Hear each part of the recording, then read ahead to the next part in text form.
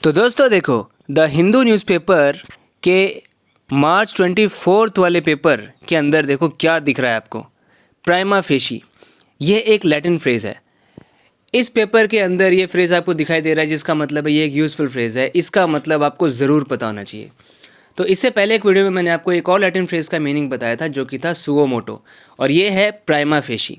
तो prima facie का मतलब होता है एट फर्स्ट ग्लैंस या बेस्ड ऑन फर्स्ट इम्प्रेशन। पहली नज़र में देखकर आप कोई अनुमान लगाते हो कि ऐसा ऐसा है। ऑल्दो आप श्योर नहीं हो, आपको इन्वेस्टिगेशन की ज़रूरत पड़ेगी और सबूत इकट्ठे करने की ज़रूरत पड़ेगी पक्का पता करने के लिए कि केस क्या है। तब आप बोलते हैं प्राइमा फेशी। जैसे एग्जांपल्स देखो, prima facie it looks like an accident but further investigation is needed. मतलब पहली नज़र में तो ये एक एक्सीडेंट जैसा दिख रहा है, लेकिन हमें और जांच पड़ताल की ज़रूरत है। प्राइमा फेशी का मतलब है अभी शुरू में पहली नज़र में तो ये ऐसा ही लग रहा है। एट फर्स्ट ग्लैंस, पहली बार में तो ऐसा ही लग रहा है। प्राइमा फेशी ही seems guilty but we need more evidence. पहली नज़र में तो वो गिल्टी लग रहा है, लेकिन हमें और सबूत की ज़रूरत है। Prima she appears to be the best candidate for the job.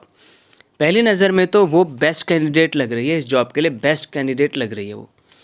Prima facie it looks like a mistake. पहली नज़र में तो ये एक गलती जैसा लग रहा है, लेकिन क्या पता है फ़ायदे की चीज़ हो।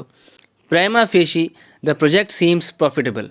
पहली नज़र में तो प्रोजेक्ट प्रॉफिटेबल लग रहा है कि इससे प्रॉफिट होगा, लेकिन आगे का पता नहीं कुछ। Prima as an adverb, as an adjective भी यूज़ हो सकता है।